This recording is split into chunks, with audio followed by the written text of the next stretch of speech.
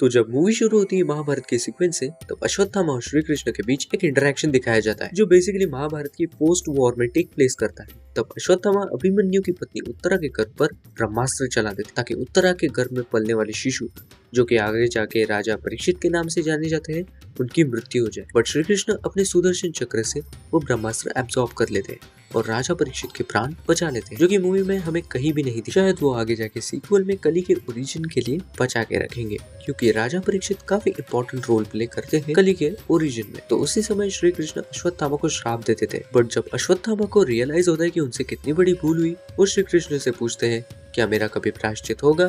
तो श्री कृष्ण तब उत्तर देते हैं कि जब समय आने पर कलयुग अपने चरण सीमा पर होगा तो मैं स्वयं जन्म लेकर इस सृष्टि का चक्र घुमाऊंगा, तीनों लोग का कल्याण करूंगा, और तुम अश्वत्थामा स्वयं मेरी रक्षा भी करो, तब तुम्हारा प्रायश्चित हो। सो मूवी की शुरुआती सीक्वेंस से ही प्लॉट में एक ट्रूप को सेटअप किया जाता है, जिसे नैरेटिव प्रिंसिपल्स में अ चूजन वन कहते हैं, जिसमें कैरेक्टर को एक हीरो की तरह एस्टैब्लिश किया जाता है स्टोरी में through the characters destiny, prophecy या by the belief of the people. इनके कुछ रेनाउंड एग्जांपल्स भी आपको Dune, Star Wars the New Hope, the Matrix और कुंग फू पांडा जैसी मूवीज में भी नजर आएंगे। तो ये नैरेटिव ट्रूप कल्कि 1980 में मूवी बाय प्रोफेसी एस्टैब्लिश किया गया है थ्रू द इंडियन माइथोलॉजी, जो कि इन रियलिटी भी एग्जिस्ट करता है। और ये trope throughout the movie setup और एंगेज रखता है स्टोरी। तो स्टोरी पे आए तो कल्कि 1980 एक माइथोलॉजिकल डिस्टोपियन साइफाई मूवी है जिसकी वर्ल्ड बिल्डिंग स्टोरी को हुक्ड रखती है। बट स्टोरी को अगर एनालाइज करने जाए तो हम देख सकते हैं कि कल्कि 1980 का नैरेटिव स्ट्रक्चर,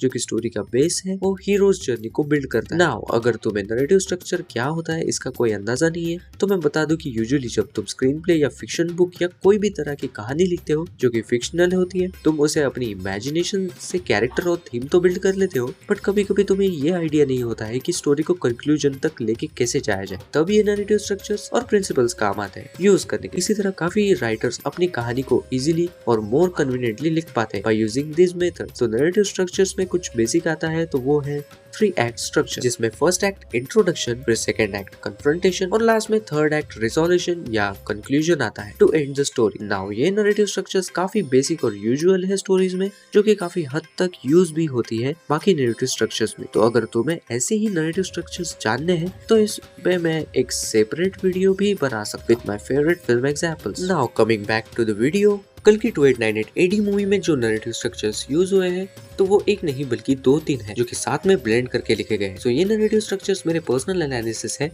जो मैंने जाने हैं, ये ऑफिशियली रिवील नहीं हुआ है, बट मुझे नजर आए सो मैं आगे बताऊंगा। तो जो वीडियो की शुरुआत में मैं चोजन वन ट्रूप के बारे में बात कर रहा था, वो एक्चुअल में एक नैरेटिव स्ट्रक्चर को रिसेंबल करता है, आसान शब्दों में उसे सेटअप करता है, जो कि है अ हीरोज जर्नी। ये नैरेटिव स्ट्रक्चर यूज किया जाता है प्रोटैगनिस्ट, जो कि मेन हीरो है, उसकी स्टोरी को, उसकी जर्नी को दिखाने के लिए। ऑब्वियस है राइट। सो इस स्ट्रक्चर में हमारे हीरो निकल पड़ता है एक जर्नी पर टू सेव द वर्ल्ड और maybe to complete his goal. इसका कोई अच्छा एग्जांपल बताऊं तो लॉर्ड ऑफ द रिंग्स, जिसमें फ्रोडो और सैम, जो कि हॉबिट्स होते हैं, वो रिंग की फेलोशिप कंटिन्यू करते हैं by embarking on a journey to destroy the ring, ताकि साउरॉन वो रिंग लेके पूरी दुनिया पे पावर ना ले सके। बट अगर कल की मूवी पर आए तो ये नैरेटिव सेटअप और बिल्ड तो अच्छे से किया गया है, बट जैसे कि कल की अवतार ने अभी तक फिल्म में जन्म नहीं लिया है, तो ये नैरेटिव स्ट्रक्चर अभी के लिए तो ओपन है। बट अब मूवी के फर्स्ट एक्ट पे चले तो जब मूवी का महाभारत का सीक्वेंस एंड होता है तब टाइटल कार्ड आता है। टाइटल कार्ड के बाद हमें दिखाया जाता है एक टाइम जंप, वो भी 6000 साल का, और वो भी animation with a song sung by none other than Amitabh Bachchan. और ऑनेस्टली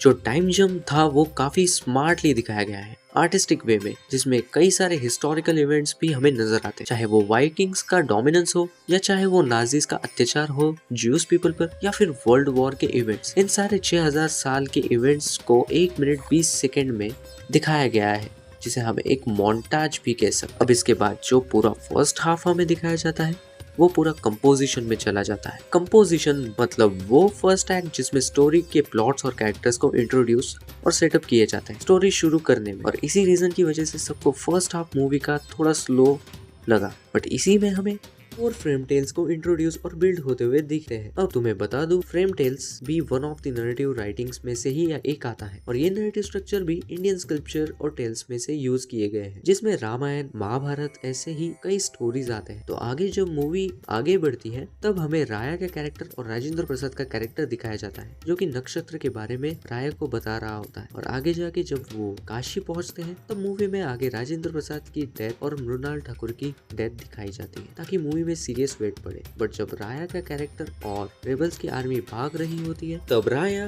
एक मंदिर पहुंचती है जहाँ वो अश्वत्थामा से मिलती है और फिर यहाँ पहला फ्रेम टेल इंट्रोड्यूस किया जाता है, फिर दूसरा एक रेबल का भैरवा से मिलना और ऐसे ही तीसरा रेबल्स की आर्मी का। और फिर जब मानस का कैरेक्टर जो कि शुरू में ही इंट्रोड्यूस किया जाता है कॉम्प्लेक्स में साइंटिस्ट से मिलता है प्रोजेक्ट के लिए, तब भी सुमति का कैरेक्टर भी इंट्रोड्यूस और बिल्ड किया जाता है फोर्थ फ्रेम टेल में। और ऐसे ही इंटरवल में आते आते कंपोजिशन एग्जीक्यूट किया जाता है फर्स्ट हाफ में आते आते। बट सच में भैरवा का इंट्रोड्यूस और उसका कॉम्प्लेक्स में जाने वाला ड्रीम जो कि गाने से दिखाया गया है वो मुझे सिर्फ प्रभास का फैन सर्विस से ज्यादा और कुछ नहीं लगा। I mean, इससे भी बेटर वो कर सकते थे, शायद कोई बड़ी बाउंटी हंटिंग का सीन दिखा के या उसकी कोई डेली लाइफ का पार्ट दिखा के कि क्यों वो काशी से उब चुका है और क्यों वो अच्छी लाइफ जीना चाहता है कॉम्प्लेक्स में, maybe by showing some emotional touch. I mean, हाँ, वो भैरवा का ओरिजिन भी काम कर सकता था, दुलकर का कैमियो भी था, बट उसमें ज्यादा कोई इमोशनल टच था नहीं। ऊपर से बुच्ची ने जो झूठ डिक्लेयर कर दिया है वो अलग। तो आगे बढ़े तो आगे बढ़ते हुए जब सेकेंड हाफ आता है तब हमें दिखाया जाता है सेकेंड एक्ट और थर्ड एक्ट, जो कि स्टोरी का कन्फ्रंटेशन और एग्जीक्यूशन और कंक्लूजन होता है। और ये बेटर इसलिए लगता है क्योंकि फर्स्ट हाफ में जो सेटअप किया गया था वो यहाँ काम आने वाला था और बाकी एग्जीक्यूशन भी फ्रेट एक्सपेरिमेंट के साथ किया गया है। इसमें जो भी क्राइसिस या एक्शन सीक्वेंसेस होते हैं वो फास्ट पेस्ड होते हैं। इसमें भैरवा का सुमति की बाउंटी के पीछे जाना और रेबल्स का सुमति को रेस्क्यू करना, शंबाला तक पहुंचाना हो और अल्टीमेटली अश्वत्थामा का रेबल्स के साथ ज्वाइन होके अपना धर्म निभाना हो। फिर बीच बीच में एम्परर कॉम्प्लेक्स के ट्रूपर्स का भी बीच बीच में पढ़ना आता है। तो ये सारी सिचुएशन एक ही कोर प्लॉट से कन्फ्रंट हो रही है। Any guesses? प्रोजेक्ट के रिमेम्बर हमें ग्लिम्स में यही क्वेश्चन पूछते हुए दिखाया गया है और मूवी का वर्किंग टाइटल भी तो प्रोजेक्ट के ही था। सो इसका इंपॉर्टेंस भी मेकर इसलिए शुरुआत से बता रहे थे क्योंकि सब यही से शुरू हुआ है। प्रोजेक्ट के से शुरू होने की वजह से सुमति फर्टिलिटी से प्रेग्नेंट हुई, फिर प्रोजेक्ट के से ही कल की अवतार का जन्म होगा और उसी वजह से भैरवा का इंटरवल में अवेकन हुआ। also रेबल्स का मेन मिशन शुरू हुआ, फिर अश्वत्थामा को भी रियलाइजेशन होता है कि समय आ गया है और भैरवा भी 5 स्टार बाउंटी के पीछे निकलता है, वो भी प्रोजेक्ट के ही निकलता है which is to capture सुमति। और प्रोजेक्ट के ही कारण पोस्ट क्रेडिट सीन में यास्किन पहले से बेटर फिजिकल फॉर्म में आता है। सो बेसिकली मैंने जो शुरुआत में कंपोजिशन के बारे में जो भी ज्ञान फैला था वो सब प्रोजेक्ट के ही थ्रू सेटअप हुआ था और मूवी का कोर प्लॉट भी प्रोजेक्ट के ही है। सो अब मूवी के थर्ड एक्ट पे आए तो जब मूवी एंड होती है तो हमें एक प्लॉट ट्विस्ट भी दिखाया जाता है एक क्लिफ हैंगर के साथ to set up the sequel. अब क्लिफ हैंगर भी एक स्क्रीन प्ले राइटिंग टेक्निक है जो कि हमें स्टोरी के ऐसे पॉइंट्स पे छोड़ जाता है जहाँ स्टोरी एक अनएक्सपेक्टेड टर्न लेती है which we did not see coming, यानी कि एक ट्विस्ट जो कि ठीक एंड में आता है और हमें एक ऐसे क्लिफ पे लटका के चला जाता है कि हम सीक्वल के लिए बावले हो जाए। और कल की मूवी के केस में जो सबसे बड़ा प्लॉट ट्विस्ट था वो था भैरवा का कैरेक्टर कर्ण निकलना, जो इन माय ओपिनियन किसी ने एक्सपेक्ट नहीं किया हो। भले ही थ्रू आउट द मूवी हमें वो फोरशैडो किया गया हो, लाइक चाहे वो इंटरवल में भैरवा का चलता हुआ रथ चक्र पकड़ना हो या उसका पैर अश्वत्थामा के साथ फाइट सीन में फंसना हो, जो कि डायरेक्ट कॉल बैक था महाभारत में कर्ण का सेम सिचुएशन में पड़ना जब वो असहाय था। ना फोरशैडो और कॉल बैक भी स्क्रीन प्ले राइटिंग के ही टेक्निक्स है। अब काफी सारे ऑडियंस का ये सवाल होगा कि कर्ण ही क्यों दिखाया गया, तो जब महाभारत में और भी तो कैरेक्टर्स थे। तो मैं बता दूं कि इसके लिए हमें महाभारत की थोड़ी बहुत एंडिंग की कहानी समझनी होगी। नाउ तो सूर्यपुत्र कर्ण जो थे वो एक ऐसे कैरेक्टर थे जिन्होंने महाभारत के युद्ध में कौरवों की तरफ से लड़ाई की थी जो कि अधर्म की तरफ से था, और कर्ण भी ऐसे कैरेक्टर थे जो कि काफी वेल और काइंड थे, बट अधर्म की तरफ से लड़ने के कारण जो उनकी दुर्योधन से मित्रता थी उनसे कई गलत डिसीजंस लिए गए, जिसकी वजह से एट द एंड उन्हें रिडेम्पशन नहीं मिल पाया।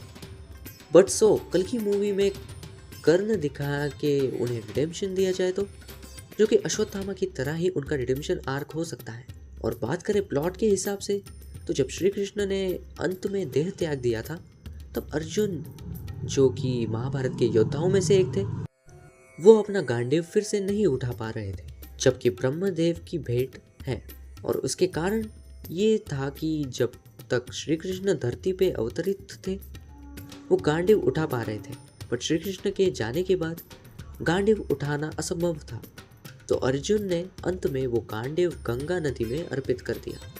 बट बाय प्रोफेसी जब कल के अवतार जन्म लेगा तब वो गांडीव फिर से एक्टिव होगा और तब प्रलय लाएंगे, इसलिए तब वो मूवी में कॉम्प्लेक्स के हाथ लगा और हमने मूवी में देखा कि अश्वत्थामा महाभारत में उस गांडीव से सामना नहीं कर पाए, तो वो कल्कि की रक्षा कैसे कर सकते हैं। तो इसलिए कर्ण फिर से मूवी में इनकार्नेट यानी पुनर्जन्म दिए बाय भैरवा, और सिर्फ कर्ण का ही धनुष गांडीव को टक्कर दे सकता है और हरा सकता है। Now all this things make sense, यानी सब देख के पता चलता है कि मेकर्स ने काफ़ी रिसर्च करके ही इस फिल्म का स्क्रीन प्ले और स्टोरी लिखा है। अब शायद तुम लोग इस पॉइंट से समझ गए होंगे, कि नहीं समझे तो फिर से पीछे लेके देख सकते हो क्योंकि मैं थक गया हूँ।